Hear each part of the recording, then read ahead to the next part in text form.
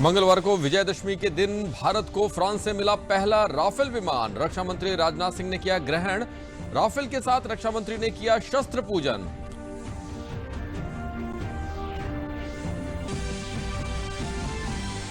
प्रधानमंत्री नरेंद्र मोदी ने कल विजयदशमी के अवसर पर दिल्ली में बुराई के प्रतीक रावण के पुतले का किया दहन। कहा, सभी लोग अपने अंदर के रावण को खत्म करें, तभी सही मायने में मनाया जा सकता है उत्सव।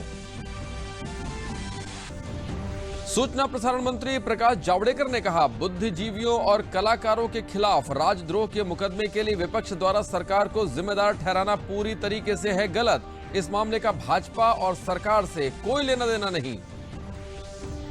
और प्रदेश भर में कल परंपरागत श्रद्धा और उल्लास के साथ मनाया गया दशहरा पर्व। प्रदेश भर में बुराई के प्रतीक रावण, मेघनाद और कुंभकर्ण के पुतलों का किया गया दहन। नमस्कार, मैं हूं हेमेंद्र तोमर। समाचार विस्तार से। भारत को फ्रांस से पहला रफाल लड़ाकू विमान मिल गया है। रक्षा मंत्री राजनाथ सिंह ने कल फ्रांस में बर्दो के मेरिन्याक में दसा एबियन की उत्पादन इकाई में एक समारोह में इसे ग्रहण किया। कल विजयदशमी के मौके पर भारत को आकाश के इस महाबली को सौंपा गया। रक्षा मंत्री ने इस मौके पर शस्त्र पूजा की। भारतीय वायुसेना के लिए इसे एक ऐतिहासिक अवसर बताते हुए रक्षा मंत्री ने कहा कि यह भारत और फ्रांस के बीच रणनीतिक भागीदारी में एक नया अध्याय जोड़ दिया है। रक्षा मंत्री ने कहा कि रफाल वायु क्षेत्र में भारत की ताकत को तेजी से बढ़ाएगा। जिस पल का सभी भारतवासियों को बेसब्री से इंतजार था, वो दिन आ ही गया।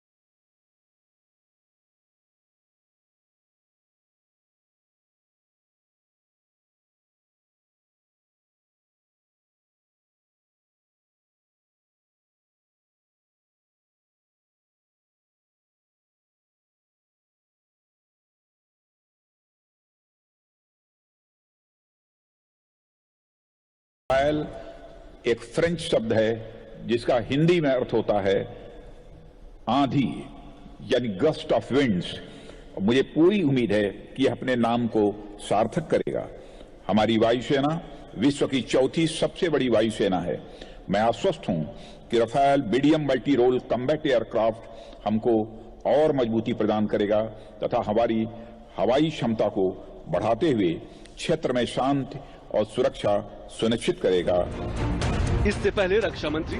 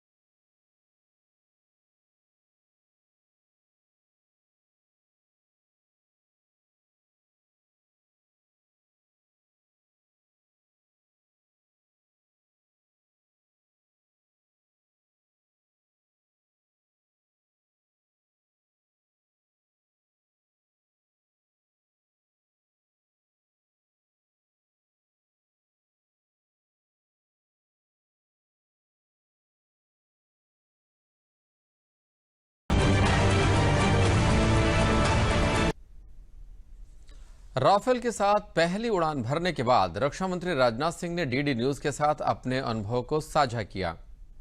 देखिए, डिफेंस मिनिस्टर पार्ली ने जो कुछ भी कहा है वो सच कहा है। फ्रांस और भारत का जहां तक संबंध है वो 2 साल, 4 साल, 6 साल, 10 साल का नहीं है, 20-25 साल का बहुत ही पुराना हमारा एक स्ट्रेटेजिक रिलेशन, एक रणनीतिक रिश्ता फ्रांस के साथ है। और मैं कह सकता हूं कि भारत बहुत ही क्रेडिबल स्ट्रेटेजिक पार्टनर फ्रांस को मानता है। और हर मौके पर, यानी जब न्यूक्लियर टेस्ट अटल बिहारी वाजपेयी जी ने जब किया था, उस समय जब शायद दुनिया के कई देश भारत के ऊपर इकोनॉमिक सैंक्शंस लगाया था, आर्थिक प्रतिबंध लगाया था, फिर भी फ्रांस हमारे साथ खड़ा हुआ था। आप जम्मू कश्मीर के सवाल पर भी ये बराबर फ्रांस ने भारत का साथ दिया। मसूद अजहर को भी इंटरनेशनल टेररिस्ट डिजिग्नेट कराने में फ्रांस ने बहुत महत्वपूर्ण भूमिका। आप सोचते हैं कि ये जो डेमोक्रेटिक प्रिंसिपल्स है, ये स्ट्रैटेजिक रैम में, डिफेंस कोलैबोरेशन में, ये चीज भी इंडिया को आगे ले जा रहा है, ये फैक्टर बिल्कुल आगे ले जा रहा है। और हम मेक इन इंडिया को भी प्रमोट करना चाहते हैं। अब ये कौन सा जादू है मेक इन इंडिया जो सभी लोग आना चाहते हैं? सब आना चाहते हैं। डिफेंस एक्सपो फरवरी के फर्स्ट वीक में लखनऊ में होने वाला है, उसके लिए भी मैं सबको आमंत्रित कर रहा हूं। और मुझे इस बात की खुशी है कि स्वयं ही लोगों के द्वारा यह रिस्पांस हमको मिल रहा है कि हम डिफेंस एक्सपो में भाग लेने के लिए आ रहे हैं भारत, और वहां पर हम इन्वेस्ट भी करेंगे। सभी लोग ये बोल रहे हैं कि आएंगे डिफेंस एक्सपो में। हाँ, बिल्कुल, क्योंकि इसके पहले मैं दक्षिण कोरिया था, वहां से भी अच्छा रिस्पांस मिला, जापान से भी अच्छा रिस्पांस मिला, और मुझे यहाँ भी रिस्पांस अच्छा मिल रहा है। बहुत बड़ा होने वाला है, बहुत बड़ा होगा। प्रधानमंत्री नरेंद्र मोदी ने कल द्वारका स्थित डीडीए ग्राउंड में आयोजित दशहरा कार्यक्रम में शामिल होकर बुराई के प्रतीक रावण के पुतले का दहन किया। अच्छाई की बुराई पर जीत के इस त्योहार के मौके पर पीएम मोदी ने देश की जनता से अपील करते हुए कहा कि वह भी अपने अंदर के रावण को खत्म करे, तभी उत्सव को सही मायने में मनाया जा सकता है। उन्होंने महिलाओं का सम्मान करने की अपील की तो सिंगल यूज के प्लास्टिक के इस्तेमाल पर पूरी तरह बैन के लिए सामूहिक योगदान का आह्वान किया। उन्होंने दीपावली के मौके पर लक्ष्मी के रूप में बेटियों का सम्मान करने की देशवासियों से अपील की।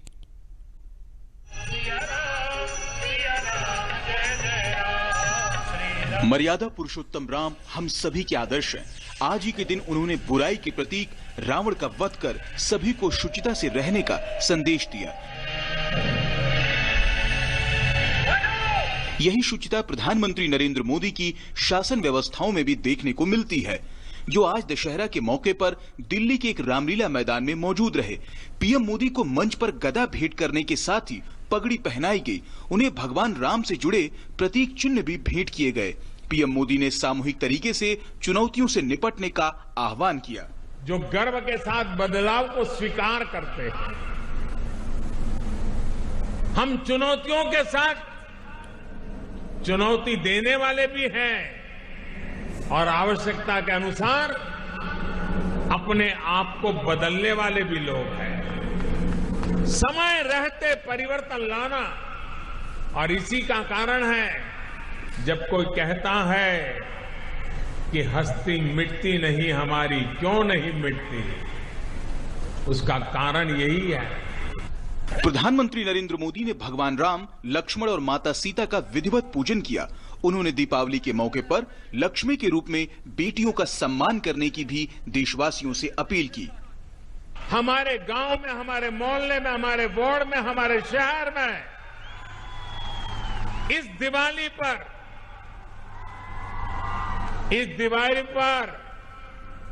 जिन बेटियों ने अपने जीवन में कुछ हासिल किया है, अचीव किया है, जो बेटियां दूसरों को प्रेरणा दे सकती हैं, हमने सामूहिक कार्यक्रम करके उन बेटियों को सम्मानित करना चाहिए। वो ही हमारा लक्ष्मी पूजन होनी चाहिए, वो ही हमारे देश की लक्ष्मी होती है। प्रधानमंत्री नरेंद्र मोदी ने वायुसेना के स्थापना दिवस पर बधाई दी। और जब भगवान हनुमान को याद करते हैं, तब विशेष रूप से आइए हम वायुसेना को भी याद करें और हमारे वायुसेना के सभी हमारे जाबाज जवानों को भी याद करें। प्रधानमंत्री नरेंद्र मोदी ने रामलीला मंचन का भी आनंद लिया। उन्होंने प्रतीकात्मक रूप से बाण चलाकर रावण के पुतले का दहन किया।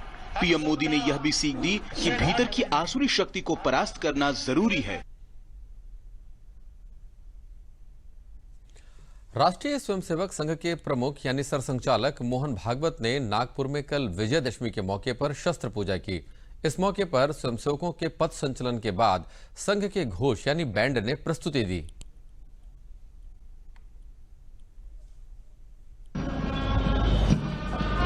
राष्ट्रीय स्वयंसेवक संघ के प्रमुख मोहन भागवत ने देश की सुरक्षा व्यवस्था, भारतीय सेना की तैयारी और सुरक्षा नीति के मोर्चे पर भी केंद्र सरकार की तारीफ की।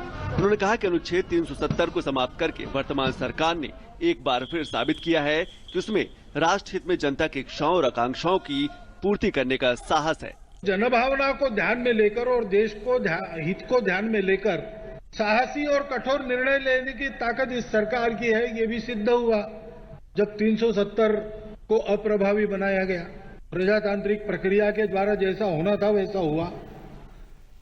वे सारे दल जिन्होंने इसका समर्थन किया और बिल प्रस्तुत करना वगैरह सारी प्रक्रिया करने में जो नेतृत्व करने वाले हमारे प्रधानमंत्री जी और गृह मंत्री जी है, उनका ये कार्य अभिनंदनीय है और उसकी बहुत प्रशंसा हुई। उन्होंने कहा कि सामाजिक हिंसा की कुछ घटनाओं को लिंचिंग बताकर भारत की छवि को धूमिल करने की कोशिश की जा रही है। जैसे एक शब्द चला पिछले साल, लिंचिंग, ये क्या हमारे यहाँ होता था? कभी हुआ है? हमारे यहाँ ऐसा कुछ हुआ नहीं। ये छुटपुट समूहों की घटना है जिन पर कड़ी कानूनी कार्रवाई होनी चाहिए, ऐसा सब लोग चाहते हैं। हमारे देश की परंपरा उदारता की है, मिलकर रहने की है, भाईचारे से रहने की है। महिलाओं के अधिकार और सुरक्षा के मुद्दे पर आरएसएस प्रमुख ने कहा, महिलाओं को समाज में अपना उचित स्थान दिया जाना चाहिए और ऐसा करने के लिए प्रोत्साहित किया जाना चाहिए। मातृवत परदारेषु ऐसा कहने वाला हमारा देश है। ऐसी परंपरा बताने वाले देश में हमारी मातृशक्ति न घर में सुरक्षित है न बाहर सुरक्षित है। ये स्थिति क्या हम सबको शर्म आए ऐसी स्थिति नहीं, लज्जाजनक नहीं है? हमको तो इसके बारे में समर्थ होना ही पड़ेगा, संरक्षण देना ही पड़ेगा, लेकिन हमारी मातृशक्ति को भी हमको सशक्त बनाना पड़ेगा, प्रबुद्ध बनाना पड़ेगा। आरएसएस प्रमुख मोहन भागवत ने कहा कि समाज के विभिन्न वर्गों को आपस में सद्भावना, संवाद और सहयोग बढ़ाने के प्रयास में प्रयासरत होना चाहिए। समाज में एक दूसरे को समदृष्टि से देखने का व्यवहार चाहिए, समरसता चाहिए, अंतःकरण में आत्मीयता चाहिए, निस्वार्थ बुद्धि चाहिए, देश हित में हम सबको जीना है, इस प्रकार की एक भावना चाहिए। राष्ट्रीय स्वयंसेवक संघ के प्रमुख मोहन भागवत ने विजयादशमी के मौके पर शस्त्र पूजा की। इस मौके पर स्वयंसेवकों के पथ संचलन के बाद संघ के बैंड ने प्रस्तुति दी। एचसीएल के संस्थापक शिवनादर इस साल आयोजन के मुख्य अतिथि थे। इस समारोह में केंद्रीय मंत्री नितिन गडकरी, जनरल वीके सिंह और महाराष्ट्र के मुख्यमंत्री देवेंद्र फडणवीस उपस्थित थे। गोरखपुर में असत्य पर सत्य और बुराई पर अच्छाई की जीत का प्रतीक विजयदशमी पर्व पर रामलीला मैदान हजारीबाग में मुख्यमंत्री और गोरक्षनाथ पीठाधीश्वर योगी आदित्यनाथ ने नाथ परंपरा के अनुसार चली आ रही रीति रिवाज के अनुसार विजयदशमी के दिन प्रभु राम, सीता, लक्ष्मण को तिलक लगाया और विधि विधान से पूजा कर आरती की। इसके पहले उन्होंने मानसरोवर स्थित शिव शंकर का भी विधान से मुख्यमंत्री ने पूजा की। उसके पश्चात रामलीला मैदान में आयोजित सभा में उपस्थित विशाल जनसमूह को संबोधित करते हुए उन्होंने कहा कि रामलीला देश ही नहीं बल्कि विदेशों में भी पसंद की जाती है और उसका मंचन किया जाता है और रामलीला समिति के लोगों को चाहिए कि श्री राम शोध संस्थान से राम के बारे में और उनके भाव के बारे में पता कर मंचन करें। अयोध्या में रामलीला होने जा रही है जिसमें 6 देशों के लोग भाग लेंगे। इंडोनेशिया में राम को लोग अपना पूर्वज मानते हैं और पूजा भी करते हैं। यही हाल थाईलैंड सहित कई देशों का है। रामलीला हर जगह होनी चाहिए और इसके बारे में लोगों को जानकारी भी मिलनी चाहिए। भगवान राम हमारे आराध्य हैं। भारत में सर्वमान्य रूप से सभी लोग पूजा पाठ करते हैं, कहीं भी कोई भेदभाव नहीं है। अयोध्या का है, जो भाव भारत का है, वही भाव दुनिया का भी है। यही कारण है राम की संस्कृति एक महान संस्कृति बनी। दुनिया ने हाथों हाथ लिया। आज थाईलैंड के राजा अपने आप को राम के वंशज मानते हैं। थाईलैंड की पुरानी राजधानी अयोध्या कहलाती है। इंडोनेशिया दुनिया का सबसे बड़ा मुस्लिम देश है, लेकिन सबसे बड़ा मुस्लिम देश होने के बावजूद जो नेशनल फेस्टिवल वहां का होता है वह रामलीला के साथ होता है, रामलीला के आयोजन के साथ जुड़ता है। राम को वे आज भी अपना पूर्वज मानते हैं, कहते हैं इस्लाम हमारी पूजा पद्धति है, लेकिन राम हमारे पूर्वज हैं। पूजा पद्धति बदली जा सकती है, लेकिन पूर्वज नहीं बदले जा सकते हैं। और आज भी इंडोनेशिया के अंदर ये भाव इस रूप में देखने को मिलता है। लाओस में, कंबोडिया में, श्रीलंका में, मॉरिशस में, दुनिया के तमाम अन्य देशों में रामलीला का भव्य आयोजन, और उसमें से तमाम मंडलियां प्रतिवर्ष हम लोग अयोध्या बुला रहे हैं। अयोध्या के माध्यम से रामलीला का मंचन के माध्यम से एक ऊंचाई दी जाती है। और मेरा प्रयास होना चाहिए, हमारा प्रयास होना चाहिए, रामलीला समिति प्रयास करें। जब आप यहाँ रामलीला का आयोजन करते हैं तो हर वर्ष अयोध्या श्री राम शोध संस्थान के साथ बातचीत करें और रामायण शोध संस्थान के साथ बातचीत करके विदेश से आने वाली रामलीला को भी एक दिन के लिए जरूर बुलाइए। 3 घंटे का उनका मंचन होता है, बहुत अच्छा मंचन होता है। आप भी देखेंगे कि दुनिया के अंदर भारत की संस्कृति किस रूप में दुनिया के अंदर गई है, और उस भाव को अगर हम भी देखेंगे तो फिर हमें एहसास होगा कि राम वास्तव में हमारे लिए केवल एक उपासना के पात्र नहीं, बल्कि राम के जीवन का प्रत्येक अवसर हम सबके जीवन में एक नई प्रेरणा प्रदान।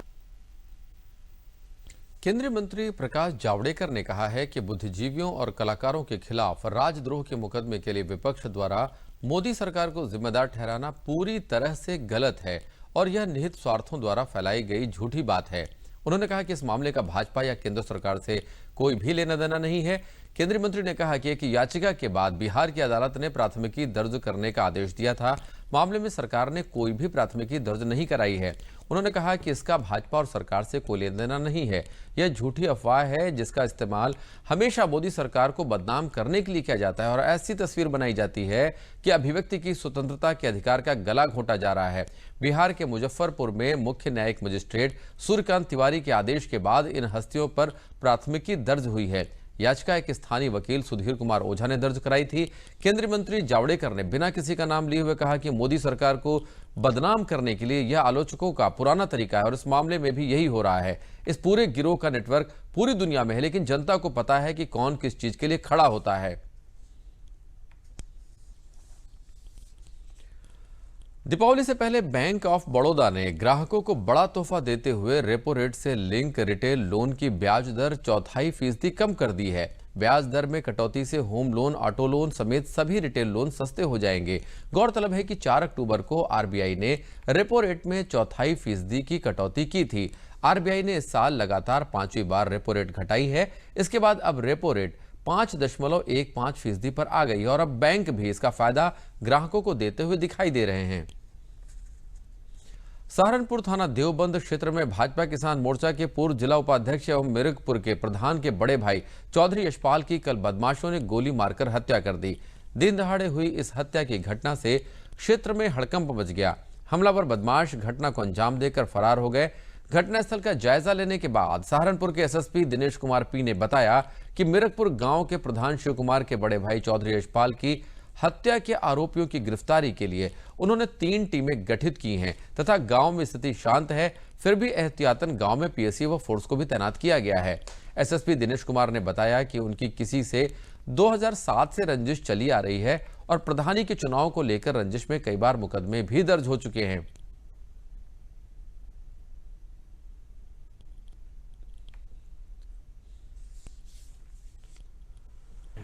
ये यशपाल सिंह स्नोप खिचड़ू सिंह और मानकी के और तलेड़ी के बीच में मर्डर किया है। गांव के ही हैं मर्डर करने वाले भी। कौन सा गांव के रहने वाले? मिर्गपुर के ही हैं जी। तो क्या कोई पुरानी रंजिश चली आ रही? जी पुरानी चल रही जी, काफ़ी दिनों से। पहले भी गोली वाली चलाई इस पे। थाना देवबंद में गांव मिर्गपुर के एक यशपाल नाम के व्यक्ति की गोली मारकर हत्या की गई है। मौके पर मेरे द्वारा जांच की गई है और सभी अधिकारियों को निर्देश दिया है तत्काल गिरफ्तार करने के लिए जो अभी अपराधी जिन्होंने इस मर्डर को किया है। परिवार वालों का कहना है गांव में पुरानी रंजिश चली आ रही है 2007 से पिछले 2007 के चुनाव के दौरान आपस में रंजिश हुआ है। उसके बाद मुकदमा भी लिखा गया, उसमें सजा भी हुई है। गांव के ही कुछ लोगों पे एक शक जता रहे हैं। 3 टीमें अलग अलग गठित की गई है, जिसमें अभियुक्तों की तलाशी की जा रही है। तहरीर लेके मुकदमा लिखा जा रहा है। पोस्टमार्टम में तो डेड बॉडी भेज दिया गया है। मौके पर लॉ एंड ऑर्डर की कोई स्थिति नहीं है। कुशीनगर के पडरौना नगर के रामकोला रोड स्थित जायसवाल पेट्रोल पंप में अचानक आग लगने से हड़कंप मच गया। विजयदशमी का मेला और मुख्य बाजार होने के कारण पूरे इलाके में अफरा तफरी मच गई, जिससे पेट्रोल पंप पर मौजूद लोग भाग खड़े हुए। काफी मशक्कत करने के बाद लोगों ने आग तो बुझा ली, लेकिन पंप की एक मशीन जलकर राख हो गई। लोगों ने अपनी मेहनत और सूझबूझ से एक बड़ी घटना को होने से बचा लिया। यह पेट्रोल पंप घनी आबादी में स्थित है। अगर इसमें आग लगती तो बहुत बड़ी घटना हो जाती। सूचना पाकर फायर ब्रिगेड की टीम भी मौके पर पहुंची, लेकिन तब तक आग बुझ चुकी थी। बताया जा रहा है कि शॉर्ट सर्किट होने से मशीन में आग लगी, जो फैलते फैलते तेल वाले पाइप तक पहुंची और फिर पूरी मशीन जलने लगी।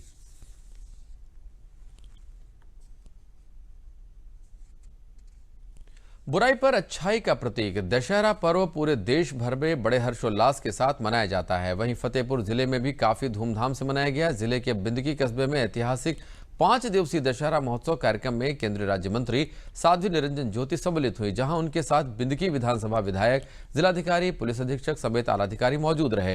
इस दशहरा महोत्सव में 60 फीट ऊंचे अहंकारी रावण के पुतले का दहन किया गया, जिसको देखने के लिए हजारों दर्शक पहुंचे। दशहरा महोत्सव में शामिल होने से पहले केंद्रीय राज्य मंत्री साध्वी निरंजन ज्योति फतेहपुर के रानीपुर गांव में शहीद सैनिक राघवेंद्र सिंह के घर में परिजनों से मिलकर शोक संवेदना प्रकट की। इसके बाद सर्किट हाउस फतेहपुर में विजयदशमी के शुभ अवसर पर कार्यकर्ताओं, पार्टी पदाधिकारियों से मिलकर विजयदशमी की शुभकामनाएं भी दी।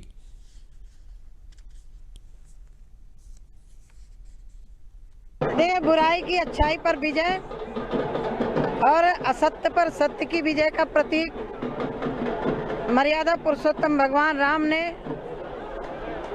जगत जननी माँ भार्या जगत सीता जी कारण करने वाले रावण पर आज ही के दिन विजय प्राप्त की थी। आज के दिन हम लोग भी संकल्प लें कि हमारे जीवन में जो भी बुराइयां हैं उनको दूर करें और पूरे देशवासियों को, देश से बाहर भी जो लोग रह रहे हैं भारतीय परंपरा को मानने वाले, आज के दिन विजयदशमी के दिन मैं उनको सबको शुभकामना देती हूँ। और इस साल का दशहरा हमारे और उस उल्लास का है, क्योंकि पार्लियामेंट ने आदरणीय मोदी जी के नेतृत्व में 370 धारा और 35A को खत्म करके आज हम एक अखंड भारत में विजय दशहरा मना रहे हैं। जम्मू कश्मीर के लोग भी बधाई के पात्र हैं। पहली बार वो आजाद भारत में विजयदशमी का त्यौहार मना रहे होंगे। बाराबंकी के दशहरा बाग की 150 वर्ष पुरानी रामलीला का हर साल की तरह इस साल भी अलग ही अंदाज दिखा। रामलीला सेवा समिति दशहरा बाग की ओर से 1.5 किलोमीटर की परिधि में प्राचीन रामलीला को भव्य स्वरूप दिया गया था। प्राचीन रामलीला में इस बार भगवान राम और रावण का युद्ध हाइड्रोलिक मंच और नैमिष के तीरों से हुआ, जिसके बाद 40 फुट ऊंचे रावण के पुतले का दहन हुआ। रामलीला का रावण और मेघनाथ का पुतला पहिए पर तैयार किया गया था, जो युद्ध के समय चलता हुआ मेलार्थियों के लिए आकर्षण का केंद्र बना रहा। इसके साथ ही युद्ध में हाथी, घोड़ा और ऊंट का भी प्रयोग किया गया। पहले मेरे बाबा करते थे, इसका मेरे पिताजी ने किया, फिर हमारे चाचा के बेटे ने किया, अब इस बार मैं प्रभु के से हर साल मरने का सौभाग्य मुझे प्राप्त हुआ है, तो इससे अच्छी बात और क्या हो सकती है। लगभग 10-11 वर्षों से हम यहाँ मेकअप कर रहे हैं। उनके पिताजी का पहले करते थे, उसके बाद एक भाई का हुआ, तीसरे रोड पर है रावण। बाराबंकी शहर से जुलूस निकलता है यहाँ रामलीला मंदिर से। रामलीला मंदिर से निकलने के बाद दशहरा ग्राउंड तक जाता है और वहाँ लीला में परिवर्तित हो जाता है। ये प्रदेश की एकमात्र लीला है जहाँ पर चलित लीला होती है। हाथी, घोड़े, ऊँट, उससे लड़ाई होती है। लाइव देख सकते हैं आप कि किसी भी तरह मंचन नहीं है और किसी को संवाद याद नहीं कराए जाते, बोलता कोई प्रॉम्प्टिंग नहीं है। सभी लोग रामायण बेस करके लीला होती है। हम यहाँ 3 वर्ष सीता का रोल किए हैं, 2 वर्ष लक्ष्मण का रोल किए हैं और अब की बार प्रभु की कृपा हुई हम राम का रोल कर रहे हैं और बहुत सुंदर लग रहा है यहाँ रामलीला में। बुंदेलखंड के जनपद हमीरपुर में दशहरे का पर्व बड़े धूमधाम से मनाया गया। राम रथ यात्रा से आए भगवान रामचंद्र जी ने रावण का वध किया। जनपद हमीरपुर मुख्यालय के परेड ग्राउंड में दशहरे पर लगने वाले विशाल मेले का आयोजन पूरी सुरक्षा के साथ किया गया। मेले में भारी संख्या में भीड़ रावण दहन को देखने के लिए उमड़ पड़ी। 40 फीट ऊंचे रावण और 30 फीट ऊंचे मेघनाद का वध रात्रि 12 बजे के बाद किया गया। हमीरपुर में दशहरे पर्व में कौमी एकता की मिसाल भी देखने को मिलती है। यहाँ सभी धर्मों के लोग रावण वध को देखने के लिए आते हैं। दशहरे पर लगे मेले में इस बार सिंगल यूज प्लास्टिक से संबंधित वस्तुएं गायब रहीं। मेले में आई जनता ने भी सिंगल यूज प्लास्टिक के सामानों से तौबा कर ली। मेले की पूरी सुरक्षा के लिए जगह जगह सीसीटीवी कैमरे तथा ड्रोन कैमरे द्वारा पुलिस प्रशासन द्वारा मेले की निगरानी की गई। सोनभद्र जिले के नगरीय एवं ग्रामीण अंचलों में विजयदशमी का त्यौहार धूमधाम के साथ संपन्न हुआ। विभिन्न स्थानों पर रावण के पुतलों का दहन किया गया और लोग एक दूसरे से गले मिलकर विजयदशमी की बधाई भी दी। जिले में रावण दहन का सबसे बड़ा आकर्षण का केंद्र चौपन स्थित रेलवे रामलीला मैदान था, जहां लगभग 80 फीट ऊंचे चलायमान रावण के पुतले का दहन किया गया। इस आयोजन को देखने के लिए न सिर्फ नगरीय अंचल के लोग बल्कि आसपास के कई गांव के लोग भी एकत्र रहे। इस आयोजन में जिले के अपर जिलाधिकारी सहित रेलवे के कई वरिष्ठ अधिकारी भी मौजूद रहे। मेले को शांतिपूर्ण ढंग से संपन्न कराने के लिए प्रशासन और रेलवे ने समुचित सुरक्षा बलों की भी तैनाती कर रखी थी। अयोध्या की मार्मिक रामलीला की प्रस्तुति में कई दिनों से चल रही अच्छाई और बुराई के बीच में लड़ाई का आखिरकार अंत हो गया और बुराई पर अच्छाई की जीत हुई। विजयदशमी पर भगवान श्री राम ने अहंकारी रावण का वध कर विजय पताका फहराई तो समाज को यह संदेश दे गया कि बुराई कितनी ही बड़ी क्यों न हो पर अच्छाई को पराजित नहीं कर सकती। रामलीला मैदान में चल रही रामलीला विजयदशमी पर हुए राम रावण के बीच हुए भीषण युद्ध ने राम ने जैसे ही रावण का युद्ध किया वैसे दर्शकों से भरा पूरा मैदान जय श्री राम के उद्घोष से गूंज उठा। रावण ने खुद कहा कि बुराई तब भी थी और बुराई अब भी है। बुराई पर आज का युवा ही प्रहार कर सकता है। वर्तमान समय में बच्चियों से हो रहे व्यभिचार पर खुद रावण का भी दर्द छलक उठा। रावण ने कहा कि पहले एक अकेला रावण था, लेकिन अब हर गली में रावण सीता चुरा रहा है। इस कुप्रथा को सारे समाज में जागृति लाकर बंद करना होगा, तभी अत्याचार समाप्त होगा। तो वहीं राम ने स्वस्थ समाज की रचना और लक्ष्मण ने भाई भाई के बीच प्रेम का संदेश दिया। बुराई पर अच्छाई की जीत का पर्व दशहरे पर 3 तलाक पीड़ित महिलाओं ने रावण दहन किया। महिलाओं ने रावण दहन के माध्यम से समाज से बहुविवाह, फतवा, घरेलू हिंसा जैसी बुराइयों को समाप्त करने का संदेश दिया। बरेली में अयूब खान चौराहे पर तलाक पीड़ित महिलाओं ने रावण का पुतला दहन किया। इस पुतले पर उन्होंने समाज में, मुस्लिम समाज में व्याप्त बहुविवाह, फतवा जैसे 10 कुप्रथाओं को समाज से खत्म करने का आह्वान किया। पूरे देश में दशहरे का पर्व मंगलवार को बड़ी धूमधाम से मनाया गया। वहीं बुंदेलखंड के जालौन जनपद के कोंच नगर में रावण दहन एक अलग परंपरा के साथ किया जाता है। यहां रावण और मेघनाद के पुतलों से राम और लक्ष्मण का सजीव युद्ध होता है। यहां रावण और मेघनाद के पुतलों को अनोखे ढंग से जलाया जाता है। यहां पर कारीगरों के द्वारा रावण मेघनाद के 40-40 फुट ऊंचे पुतलों को बड़े बड़े पहियों वाले रथ में रख दिया जाता है। जब राम और रावण का युद्ध होता है तो इन पुतलों को रस्सियों की सहायता से पूरे मैदान में दौड़ाया जाता है। रावण और मेघनाद के पुतलों को रथों में रखकर दौड़ाने के पीछे लोगों का तर्क है कि बुराई चाहे जितनी भी भागे उसका अंत निश्चित है। इस बार कोंच के अनोखे रावण दहन को देखने के लिए फिल्म अभिनेत्री सुष्मिता मुखर्जी भी कोंच पहुंची, जिन्होंने कोंच की रामलीला और रावण दहन को पूरे देश में अनोखा बताया। वाराणसी में गंगा नदी को स्वच्छ व निर्मल रखने के लिए सर्वोच्च न्यायालय के आदेश पर विगत कई वर्षों से प्रतिमाओं का विसर्जन किसी भी तौर पर निषेध है। वाराणसी शहर में स्थित कुछ कुंडों व तालाब तथा गंगा के किनारे प्रशासन द्वारा निर्मित तालाबों में प्रतिमाओं का विसर्जन किया जाता है। इसका वाराणसी में दुर्गा पूजा या गणेशोत्सव की पूजा, काली पूजा में जो भी संस्थाएं या क्लब प्रतिमा को स्थापित करते हैं, गंगा की स्वच्छता को स्वयं ध्यान रखकर जागरूकता के साथ अपनी प्रतिमाओं का विसर्जन निर्धारित तालाब व कुंडों में करते हैं।